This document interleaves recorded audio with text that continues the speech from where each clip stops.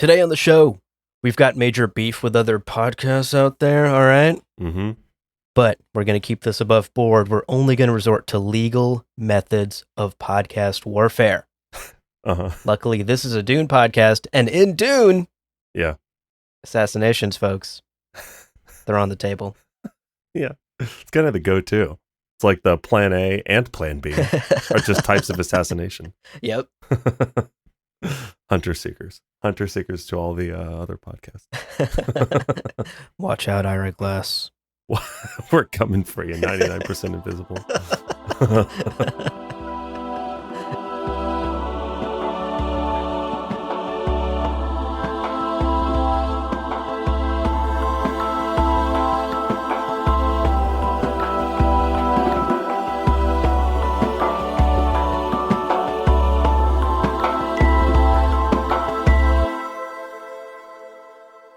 Welcome to Gom Jabbar, your guide to the iconic world of Dune.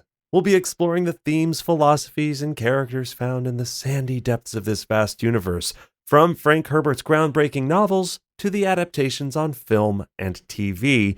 My name is Leo. And my name's Abu. Oh, and today on the show, we're going to kill someone. Shink! Stab, stab, stab. Stab, stab, stab. Today we're talking about assassinations in the Dune universe. That's right. This is a pretty dense topic. You may not think so. Yeah. You might be like, what? Duh. How hard can it People be? kill each other? How hard can it be? Push 'em off Knives a and ledge. stuff? Yeah. No, folks. There's legalese. Yeah. There's handbooks. There's paperwork. Multiple editions. Multiple editions of a handbook on how to assassinate people. We're going to talk about all of that today. But before we get into all of that, let's take care of a bit of housekeeping, starting with our spoiler warning. Today's conversation will contain spoilers for only the first novel and Denis Villeneuve's films. So as long as you've read the first book and watched Dune Part 1 and Dune Part 2, you're good to go for today. Indeed you are. Now, as always, we have to give a huge shout out to our Kwisatz Haderach level patrons. And folks, today is a momentous day. It is. Because we have some familiar names. Daniel Dion, Roman Caballo, Jonathan Lambert, and C.R. Spruill. And a new name, Rob Silver. Now, we want to say, first of all, thank you to all of our Kwisatz Haderach level patrons. But we also wanted to take a second and say a huge, huge thank you to Case Aiken for the long and steady support of Gom Jabbar. It feels almost ridiculous to say this, but Case reached out to us when he downgraded his membership from the Kwisatz Haderach level and with just the sweetest message. And we cannot thank him enough for his long support. So thank you, Case, from the bottom of our hearts. It is, again, we don't deserve any of it. So thank you. Well, I wouldn't say that. I'd argue we work very hard, but We've worked our very hard. gratitude is certainly deep and immense and lengthy and girthy. girthy and True. so firm. Case, thank you so much for your longtime support. You've been with us since nearly the beginning, and it means the world. It does. And good luck with the kid. That's a lot of work. That's more work than a podcast. Good luck to training the acolyte. Indeed. Okay, here's the game plan for today's conversation. We'll start by diving in to the history of warfare in the Imperium, because, folks, it's unique. Frank's universe is not just full of lasers and spaceships. In fact, it's full of mostly daggers and poisons. We'll get into it. Yeah. And then, for the second half of the episode, we're going to crack open the legendary Assassin's Handbook. And we're going to learn a thing or two about the art of the kill. Page 1, choosing your target. So, before we get into all of that, let's take a quick breather. Let's polish our knives. But don't go anywhere, folks. We'll be right back. Welcome back, everybody. Hope your knives have been thoroughly sharpened. Hope your poison capsules are secured in your little belt pockets. Let's talk about the history of warfare in the Dune universe, beginning with the War of Assassins. As we know from the books, warfare in the Dune universe is unconventional. doesn't really look like war in Star Wars with the pew pew pews and the giant laser sword battles. And part of this is because of the political structure and the technological advancements that are Right. particular to the Dune universe. That's right. For instance, the Spacing Guild's monopoly on interstellar travel really makes it a big deal to wage these giant galactic wars that we're used to seeing in other franchises. It is prohibitively expensive to transport troops and ships across star systems. Right. Recall Baron Harkonnen in Villeneuve's first film being like, you have no idea how much this cost me. Yeah. Thufir calculating out how much it must have cost in the book, right? That's it's right. like, God, they must have been storing that money, saving the rainy day fund for decades to afford that sort of thing. Right. And at least my assumption was they could really only afford that because they've been the stewards of Arrakis and the spice for the last 80 plus years. Right. And yeah. they've been saving that spice money in a special bank account. Yeah. Secretly for decades. And thus they were able to afford a giant movement of battalions and battalions of soldiers. Embezzlement. That's the right. secret. Embezzling viciously. There's also, of course, this little pesky limitation on who's allowed to use atomics when, which is to say, never. Right. You're not allowed to. You cannot use atomics against humans or other houses, which very much for me reads as this sort of like mutually assured destruction, right? Like with all of the pieces that exist in the Dune universe, if you did something like that, everyone would basically just do it to you. So no one does it. And people are pretty good about abiding by those rules. Right. And then finally, we have the shielding technology. Famous in the Dune universe, the slow blade penetrates the shield. Mm-hmm. Shielding technology makes it so high-speed projectile weapons are basically useless anytime shields are a factor. Yep. Which is often in space and also on the ground. So armed conflict, if ever it does happen, has resulted more to sort of the feudal swords and knives. Yeah, exactly. And that naturally leads to the question, what are two rival houses to do, Leo? Yeah. If they get in a little tiff, how the fuck are they supposed to blow each other up? Angry texts, mean messages. Subtweets. Yeah. None of those, actually. The answer is quite simple. Quote, the great houses were obliged to resort to treachery and professional assassination in order to carry on their perennial vendettas. End quote. Oh my gosh. Plans within plans? Plans within plans. Nice. Poisons within poisons. That is the way warfare is handled now in the Imperium because of those things that we listed. The shielding technology, the ban on atomics, the Spacing Guild's monopoly has made conventional warfare where one big army fights another big army with guns basically impossible. Right. Now, this new type of warfare is given a name. It's given this catch-all title of War of Assassins. And this type of warfare is why every house has in its employ a master of assassins, which was almost always someone with mentat abilities. And this person was in charge of utilizing the house's core of assassins and hired mercenaries, what was basically its standing army. This master of assassins' job was to utilize the troops for defense and offense in scenarios where a house would get into a war of assassins with another house. Right. Yeah. So instead of having like a Supreme Bashar or like some high up military leader, you're having the guy who's managing schedules for your various assassins who are out trying to kill political opponents. That's right. And actually, because of this, because it's usually a mentat in charge of military affairs, these wars of assassins were basically conducted between two math nerds, just like nerding out against each other. And the conflict, quote, often took on the appearance of a Cheops game between two grand masters, end quote. I love that. I love that idea that we're seeing warfare play out, and it's just the idea that it's not this big brutish fight, even though we're in this feudal system, that it becomes more tactical, it becomes more strategic and precise rather than being just like far spread and messy. Mm-hmm. That's pretty cool. Yeah. Now, the first recorded instance of a war of assassins was actually between a familiar house, House Harkonnen. Hello. Of course, they're picking fights. And a House Pardee. Never heard of him. There's a reason you've never heard of them, as it turns out. And this was from the long ago period of 3,367 AG. So this is about 7,000 years before Dune happens. And during this conflict, poison is widely used. Like, poison is really the thing that's being used the most. And House Pardee, the reason you haven't heard of them, is they were basically wiped out. And this is after the famous Lays Gun Massacre, capital L, capital M.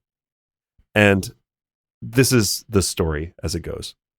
Harkonnen mercenaries ambushed Duke Ira Pardee and his family at their hunting lodge after the steward of the estate sold them out. That bastard. That bastard. A thousand deaths were not enough for the steward of the Pardee estate. That's what they said for a long time. And then they heard Yui and they were like, that's a lot shorter. What a shorter name that is. Yeah, I'm also sensing a pattern here. Harkonnens, they're like, I think we just get someone on the inside to betray everyone. Yeah. There we go. Sweet. There we go. Yeah, that seems to be their MO and clearly has been for thousands of years. Piter seemed so brilliant. And now he's just like doing old playbook He's things. following the playbook, right? Yeah. Now, these wars of assassins, to be clear, are not just willy-nilly assassins being sent back and forth and people getting stabbed left and right constantly. There are rules, folks. We have to follow some standards. You can't just be sending mercenaries against anyone who looked at you the wrong way at dinner last week. We're not barbarians, all right? Absolutely not. No, we live in a society. So, here are the rules. An official declaration of war has to be filed with not one, not two, but 3 governing bodies. You have to file paperwork with the Imperial Court, with the offices of the Spacing Guild, and with the Secretary of the Landsraad. Jesus, that amount of paperwork stresses me out so much. I think if I had beef with someone, I'd be like, I have to do how much? It's fine. How much? Forgive them. 3? I have to submit 3 bodies? forms? Oh, what? I'm good. Honestly, a great deterrent to stop people from actually starting these wars. 100%, yeah. Now, once the war has officially been declared and the paperwork has been filed, and we are officially sending assassins left and right, an imperial judge would be appointed to monitor this conflict and ostensibly to prevent the deaths of innocent bystanders. That was the official purpose of the imperial judge. Yes, House Pardee and House Harkonnen are fighting each other, but we don't need the bloodshed to go beyond those 2 houses and the officials of those 2 houses. And that's what the imperial judge was for. I really like that too, because like ultimately a lot of warfare is like the people in power with beef with one another. It's these like top 1% families. And most people are like, we don't fucking care. Just leave us out of it. Like, you know, it's always, it is these like very broad ideas and ideals that push people toward warfare that very seldom have anything to do with the people actually living in the cities or the citizens of each nation or planet or whatever. Yeah. So I like it. Cool. I dig it. I'm like, yeah. Imagine if your like president had to just like get into the ring and like box the prime minister of another. It's like, great, go for it. I have no anxiety about this at all. Yeah. And to be fair, like, this is an imperfect system. Right, yes, an imperial judge is assigned, right? But like, warfare is warfare. It's still going to get messy. There are still going to be innocents caught in the crossfire. Right. But even just knowing that someone is watching was often enough to deter the worst instincts of either side. Right. Yeah. So just the fact that there are eyeballs on you, even if the eyeballs don't necessarily do all that much anyway, is enough to make you think twice before you're like, yeah, let's wipe out this entire city in order to kill this one combatant. Yeah, I see this recurring over and over again in Dune, like this idea of communal responsibility where everyone's holding everyone accountable. And this is also why like the secrecy of the Emperor's involvement with the House Harkonnen plot, like that is so key because there is a sort of like universal accountability. If they find out you're doing weird shit, they will very quickly, everyone's like, all right, we're all gonna like beat the hell out of this person. You're like, yeah, they did the thing. So for sure, I like this theme a lot. Again, it's like a very human system where just people go, well, we're not gonna fucking deal with you if you're doing stuff like that. Right.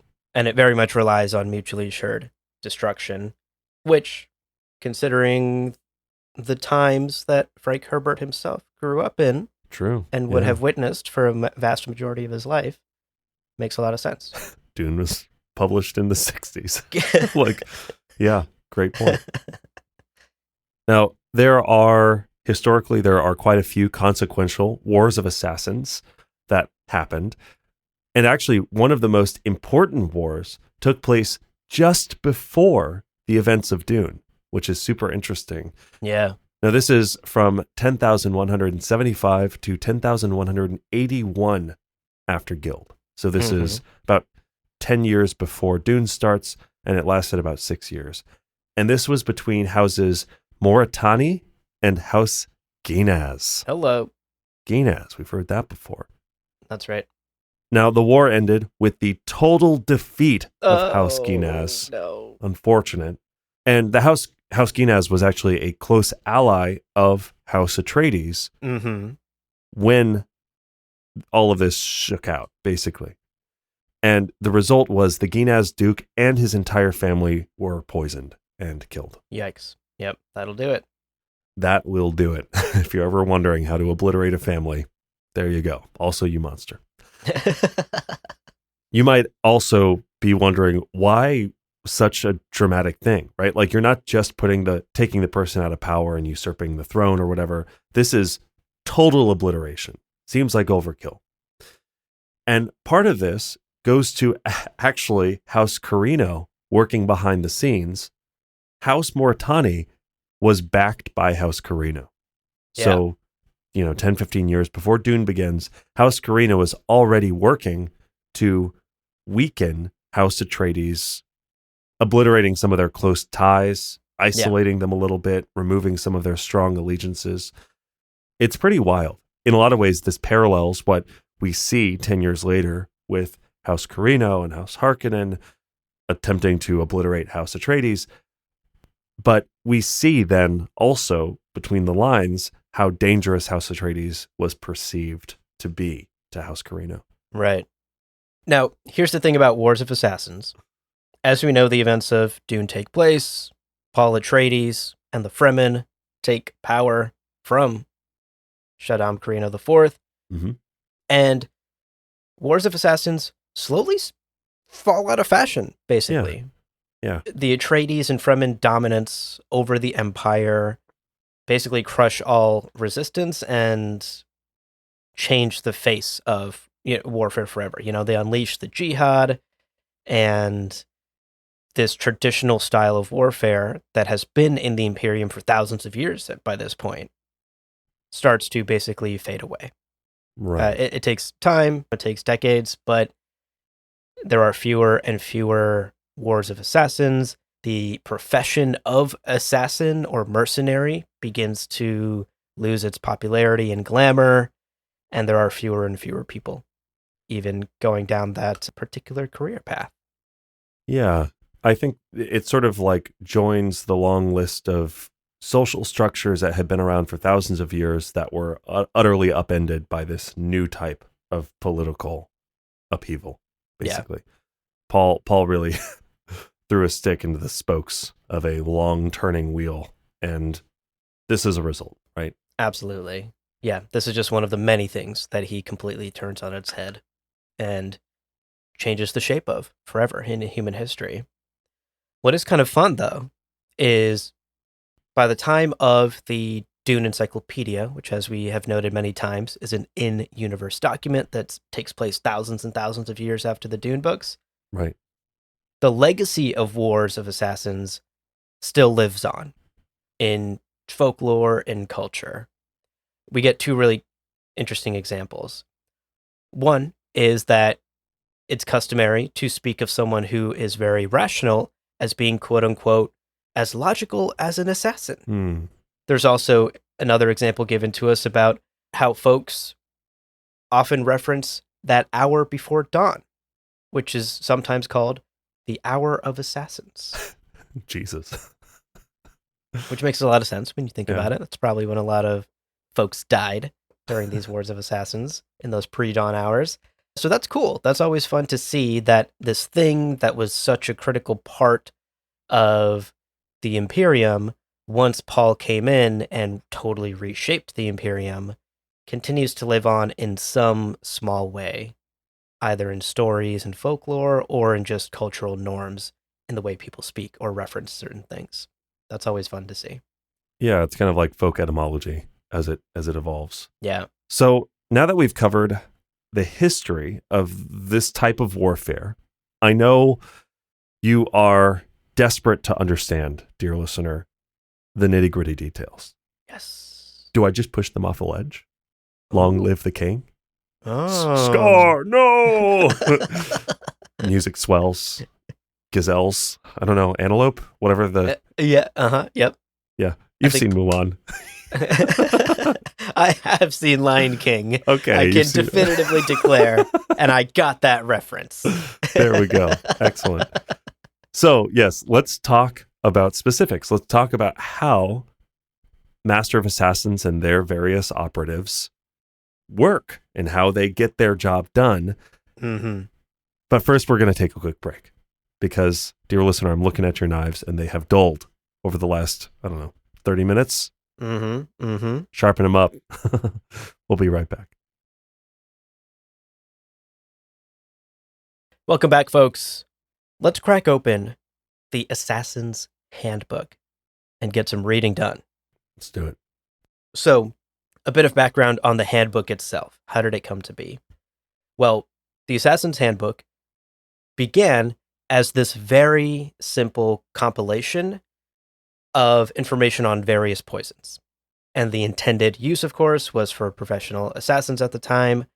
And that time, based on everyone's best guess in the Dune Encyclopedia, was sometime in the 3rd millennium AG. It started as a WordPress page. Right.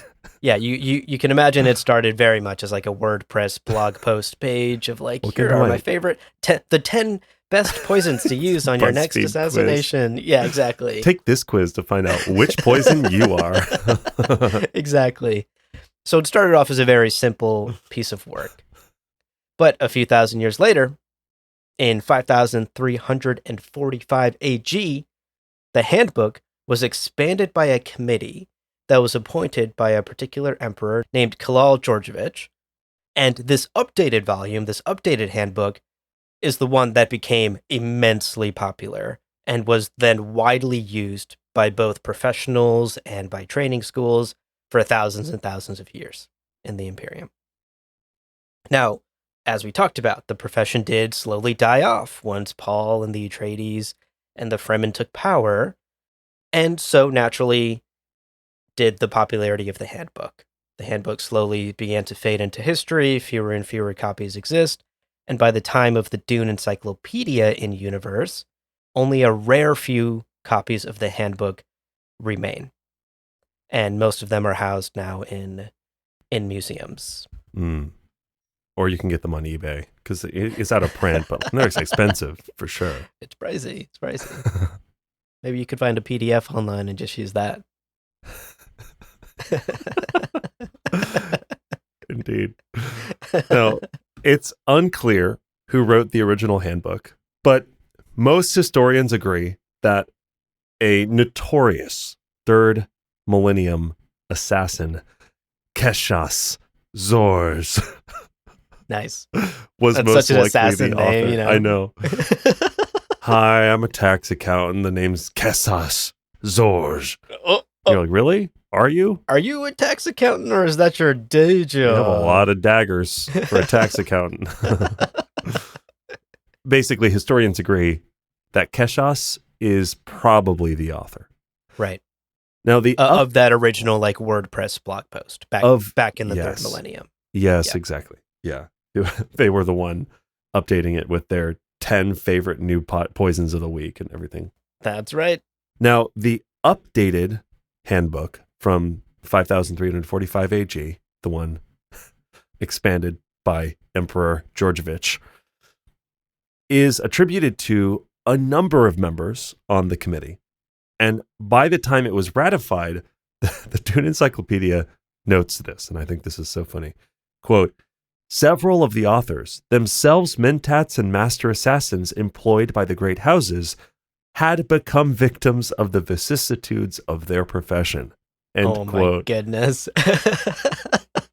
So in other words, the people on the committee to ratify this book That's right. and helped contribute to the book got assassinated by methods described in the book. LOL.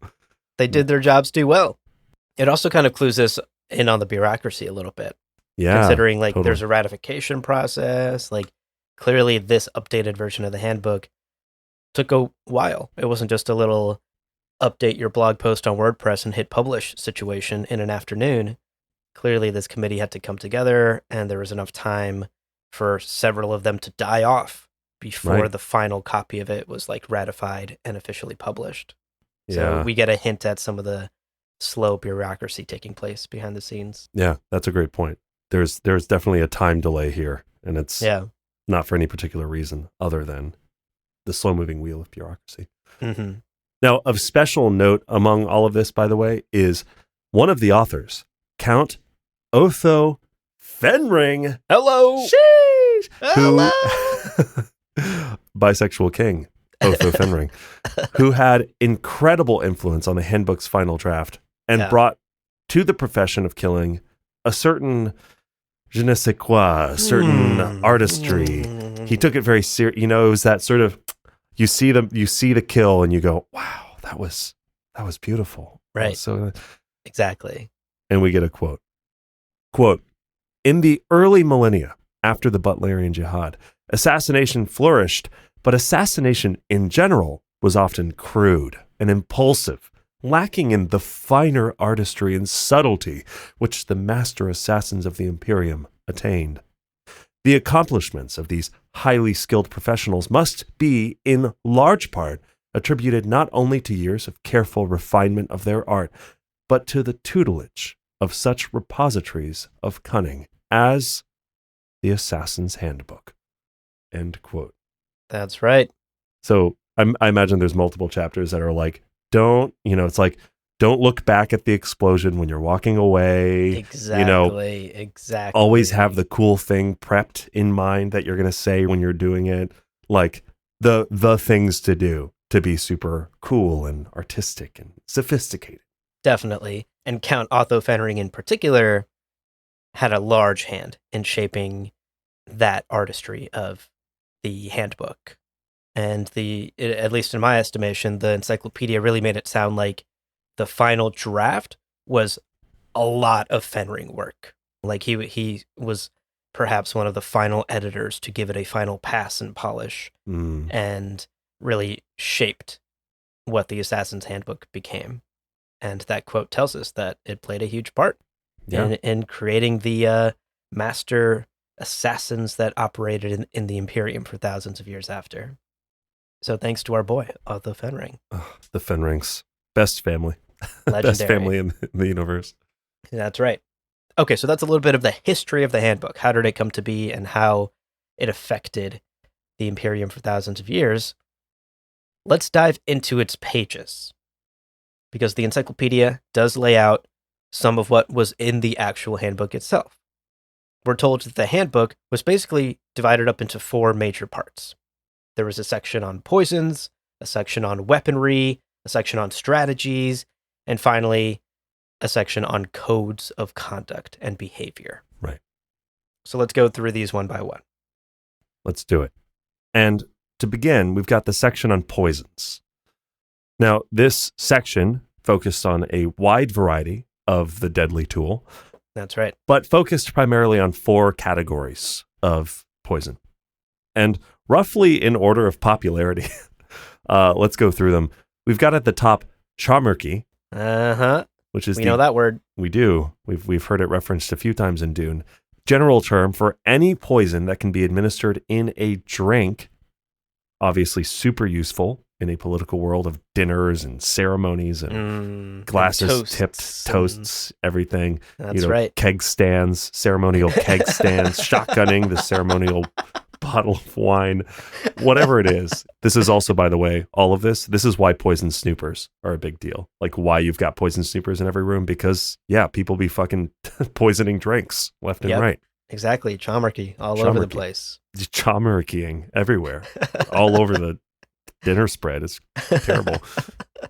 Then we have basilia, which is a poison that acts swiftly when entering the bloodstream. So you could inject it or put it on the tip of a blade. And then if you're like cutting a vein or an artery or something, boom, it's in the blood. That's right. Which is almost certainly, that includes like the types of poison that on Feyd-Rautha's daggers, right? Yes, absolutely. That totally. Sort of thing. Yep. Next, we have criminin, which is a poisonous gas capable of clearing an entire auditorium once released. Wait a second. I was supposed to remember something. What? Okay, the Baron's here, and I'm just waking up. What was it? Like blood leaking out of my mouth. I don't know what's going on there. Yeah, that's just gingivitis. I never floss. I should have flossed more. God damn it! The tooth. Yes, the tooth. So the poison encased in the tooth is of the criminin variety. That's right. And this is, again, can be very, very, very potent. And we can see how effective it is. Baron only survived because he got ushered out of the room quickly. Although in the movie, he just floated above it. Yeah. And he had the shield. The shield helped. Mm-hmm. And then finally, we have Zenobia. And this is the most rarely used for a few reasons. This is known also as the throat of hell. And it was a food or drink administered, so kind of like an orally administered poison that caused excruciating and drawn out pain toward death. Yeah. So this is seldom used, partially, and the Dune Encyclopedia makes it clear that like assassins were encouraged, and we'll talk about this in the Code of Conduct, but assassins were encouraged not to be too personally and emotionally involved. Yeah. There wasn't really a reason to draw out killing someone, right? That just gives them a chance to monologue and to escape their bindings, and then boom, you've got a hero on your hands. Yeah. Dang. It's messy. So the Zenobia poison was seldom used because it just didn't really have a place in the like quickly getting the job done handbook, right? Yeah. But it noted, and I thought this was funny in a dark way, there were times when even a Mentat master assassin would have such a grudge or such a personal involvement in a situation. It's like, do you really just want to kill them quickly, or do you want to draw this out? And in certain circumstances, if they wiped out your whole household, if they were some terrible, terrible, awful person, you want them to suffer before they die. Zenobia is that reserved tool for those rare occasions when they wanted to like enjoy the process. Right. Just the darkest thing. But, even if you're a Mentat, you do have human emotion. And we got some dark emotions as humans. Yeah. And occasionally you want to indulge. Okay, just a little treat. And you want to watch your target suffer. It's Friday. Maybe Friday it's personal. Night. Maybe it's personal. Yeah. Maybe that target borrowed your Pokemon game and then wrote over your file, and you had a level 99 Pikachu. Unforgivable. Zenobia. 6 Zenobias. Right. Zenobia, antidote, Zenobia, antidote, Zenobia, antidote. I play Zenobia in attack mode. Yeah, definitely. Poison's, of course, the best tool that assassins have in the Dune universe.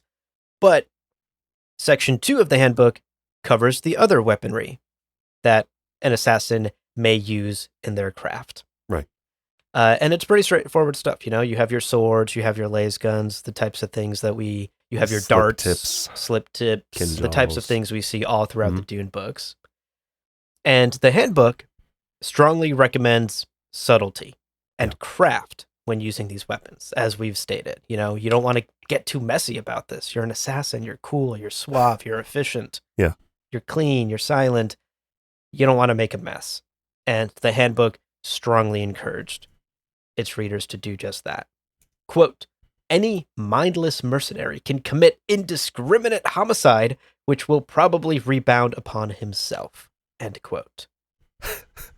Yeah. That's an example of a warning from this section. Don't just be out here shooting laser guns left and right. Grab yourself a slip tip and make it clean, silent, and efficient. A flip dart. So you get to like, just looks like you're bumping and grinding on them. That's right. And then you walk away, you're like, oh, I need to get some water. And then they're down. Boom. And everyone They're goes, down. wow, what artistry. The movement in his hips. The Lethal. thrust. The lethal bumping and grinding. Wow. Exactly. And it's clear, particularly in this weapons section, it's clear that the handbook has this very heavy bias toward swordsmanship. Mm. And it has this intense disdain toward laser guns. Right. And assassins, as we've stated, are clearly classy rather than bumbling soldiers who are just pew-pewing everywhere. And the handbook definitely encouraged that more. It, in fact, encouraged all of its readers to get swordsmanship training, get certified, and to avoid laser guns at all costs. So there's an interesting bias here. You're expected to be a B1 swordsman at least, you know, and honestly, probably like an A2 would be better. Mm-hmm. Mm-hmm. Yeah, that's so funny. Yeah, there was a note about that, right? Where it's like, almost all of them got swordmaster training, basically. Correct. Yep. Now, the third section of the handbook covered various strategies of assassinations and the odds of success of each one, basically. Right. Weighing it out. Okay, so you've got your tools, your training. Now you're actually going to go and attack this person. Here's the situations in which you might find yourself. Yep. Now, a lot of these strategies focused on like what seems to me like the most common types of gatherings. So like political functions, how to infiltrate a royal palace, sporting events they mentioned, which is like kind of fun. I'm like, whoa, I want to know about this, the spectator sporting world of the Dune universe. Right. And all of this, of course, sounds very useful for someone who's operating within the Landsrat and the sort of political landscape of the Dune universe. Right, exactly. Again, people are whining and dining and they're having big events and all of that, which is pretty good. Yeah, I imagine this section has a lot of fun sort of like role play scenario situations, you know? Like your target is in room A on floor 3, and you can take approach 1, 2, or 3. Let's walk through each approach, walk through the probability of success here, and the pitfalls and benefits to each one, you know? Like I imagine this section on strategy has a lot of those types of things. Yeah, and I'm sure this is also the part that's the most useful for people in refining the craft, because again, like how you use a sword, things like that, that's going to come down to in the moment. But like the experience of what types of events and how to get into a palace, that's something you really can only learn by doing it. So this is where I'm seeing some of that knowledge crystallized that I'm sure is what is helping the art form evolve. Yeah. Okay, the final and fourth section of the handbook lays out a sort of code of conduct for your would-be assassin. For example, this section reiterates the importance of filing all of your paperwork properly and officially declaring a war of assassins before you get into it. Hilariously, it almost immediately suggests numerous loopholes and ways to circumvent all of this red tape of paperwork and bureaucracy. Yeah. Such as bribing that imperial judge at a strategic time in the war. That imperial judge that's meant to oversee a conflict. Right. It's like, I think this is a good weekend for like a tubing trip. So go, you know, the judge is like, yeah, I guess I'll turn a blind eye for a couple of days. Exactly. So I found that juxtaposition funny. Make sure you follow the official decorum and rules, but let's get real, you are an assassin, so here's a couple of ways you can get around stuff. It's so good. It reminds me of like the Discworld world building where you have like the guild of assassins, and it's all paperwork and like it's bureaucracy. Yeah. And so literally part of being an assassin is like, you're going to have to file these 3 pieces of paper, but if you delay on filing the second one, it'll give you a few more days to do X, Y, and Z. It's like the weird loopholes that you have to learn when you're like filing taxes, but to kill people. Exactly. It's so silly. It's really fun. Yeah. It's really fun. I also found, I want to share this long quote here at the end of this 4th section in the handbook, because I found this super interesting. There's this final note in the handbook that concerns the safety of the assassin themselves. It advises the assassin to, quote, learn much of his employer's private crimes and to store the information in places beyond the employer's reach with provisions that would allow it to become public in the event of his own death. The assassin was also warned to make himself as valuable as possible to his master, yet never to believe himself irreplaceable. Most important, the handbook advised the assassin to respect his profession and to avoid the temptations of political ambition and personal involvement in his work. End quote. It's so good. Wow. I love this. I mean, this is great advice for just the corporate world, too, to be fair. You're never irreplaceable. Yeah, make yourself valuable, but you're not irreplaceable. Yeah, I also just can't help but think about all of the, because this is from the Dune Encyclopedia, which was written in the 80s. It's like the number of spy movies and the number of assassin movies and the number of all these different pieces of fiction in the last 50 years that are basically just those bits of advice ignored, where it's like the guy who got too personally involved, or the guy who's like valuable but thinks that he's irreplaceable and that's his mistake. And like half of Game of Thrones is people forgetting these rules. Right. Oh, Political ambition. Yeah. Totally. It's a really wonderful piece of writing here in the handbook, and I think it exemplifies why the handbook became so widely used, became so popular, and really shaped how assassins conducted their craft. Like, this is really excellent information that even helps them cover their own ass, right? So I appreciated this part of the handbook, really laying out this valuable advice.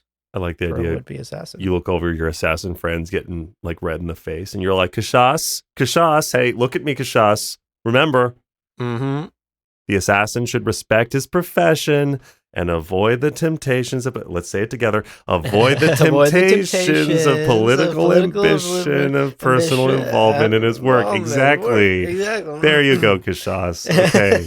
Deep breaths, buddy. You got this. Exactly. Right. Remember Article 4, Section 3? Article 4, Section 3. I know. Jesus. I know. Okay, fine. Right. Put the Zenobia down. I want to use the Zenobia. Exactly. That's funny.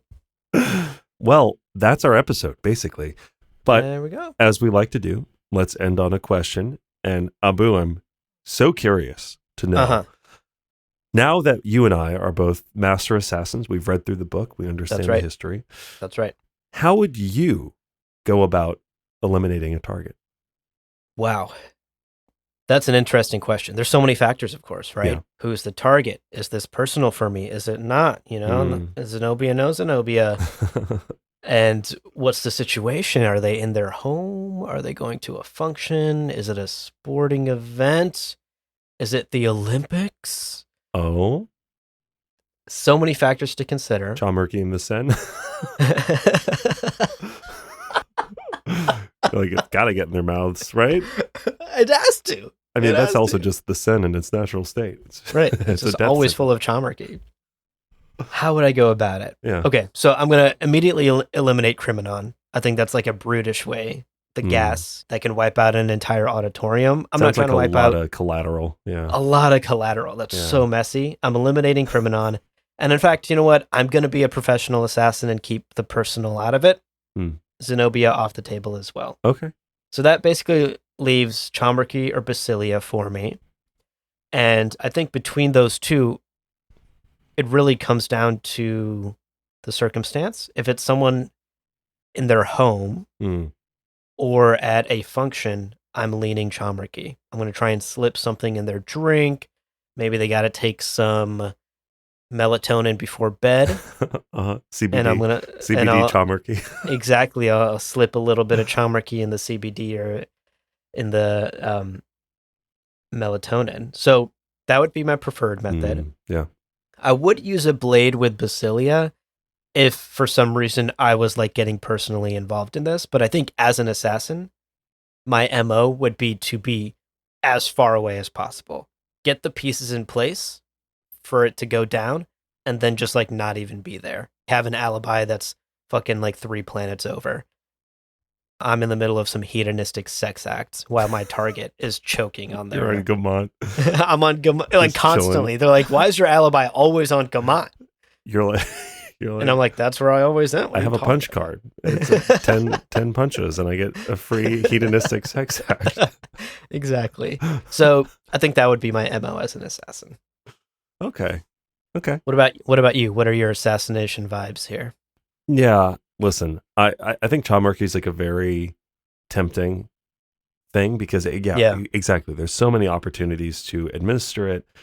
I do feel as though I've seen enough movies where you think that you've succeeded, you've poisoned your target, and then you don't see them die. You don't see the dead body, that they end up being alive in a twist third act, and they come back and they foil the plan. So I do want something. I think if I'm an assassin and I'm trying to get the job done, I want to see the job done.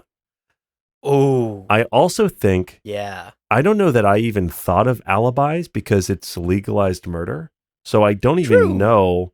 Like, I think it's fine so long as I'm maybe not within arm's reach of someone who cared about the victim, right? Like, Right. you want to protect yourself, of course. So I think I would do the at a distance and like a Mala pistol or something, and just have to time it, and then maybe some poison on the pellet or the projectile.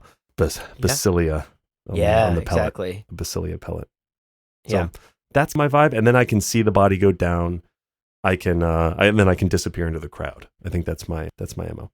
That's good. I really like that you want to confirm the kill because my method, I'm in the middle of some shit on Gamont. I have no way to confirm the kill. Your employer's like, didn't you confirm the kill? And you flash back to the moment that the kill happened, and you were like between 6 sweaty bodies, and you're like, I didn't. I saw a body. Okay, let's clarify. You're asking if I saw the body. Interesting. I saw quite a few bodies that day. Yeah. I like that. You really want to see the light leave their eyes and know that you've completed the job. Why else do it? I don't even accept payment. That's enough of a thrill. Payment enough. That's payment enough. Right. Watching their soul leave this mortal coil. To know they had hopes and dreams. Yeah. That will never be accomplished. Yeah. That's right. Wow. Okay. I like it. I like that we have these two. I think between the two of us, we'd be the best agents at the assassination agency. Agreed. The Gom Jabbar assassin. We have the name already, right? That's right. We're the high-handed killers. Name. That's right. I think you and I, it'd be quirky. It'd be like a buddy cop comedy. Yeah. But we'd always get the job done. We'd be every very Abu reliable. Episode is rated X. It's all the Gamont footage. Exactly. Yeah. So blurry. There's so much censorship happening. Just all pixelated. I like it. I like the version of us as master assassins. We'll make it happen in Dune Awakening. Just wait for that. We must. MMO game. Well, folks, that's our episode. But before we go, we want to remind you of some ways to support the show and to keep in touch with us. And of course, the two best ways, as always, is first to become a patron, and second, to get yourself some Dune-themed merchandise from our merch store. And those links are in our show notes. Our patron support really is what makes what we do possible, and we can't thank you enough. That's right. Also, we love to hear from you, of course. Yeah. If you're not a patron and you're not in the Discord and you can't just say hello there, you can also email us at gomjabarpodcast@gmail.com.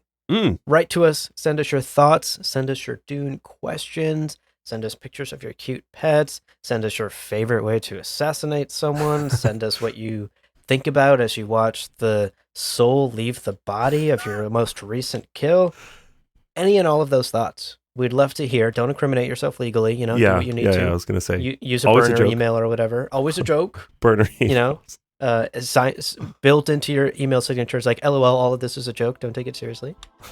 So gomjabarpodcast@gmail.com. That's the place, folks. Say hello to us and we will do our best to respond. And of course, if you're a patron, just pop a message in Discord. We're always there hanging out and chatting with people. We just get a deluge of cute pets and horrific murder stories. We're like, this is... The whiplash. We built this inbox ourselves, brick by brick. That's right. Well, friends, there is no real ending. It's just the place where you stop the recording. But this podcast is always one step beyond logic, so help spread the word of Muad'Dib and leave us a review on Apple Podcasts and Spotify. And be sure to check out the other shows on the Lore Party Podcast Network on loreparty.com. You can also follow us on Twitter and Instagram at lore_party. We're also on TikTok at Gomjabar Podcast. Thank you so much for listening. And remember, whoever controls the podcast controls the universe. We'll see you on the golden path.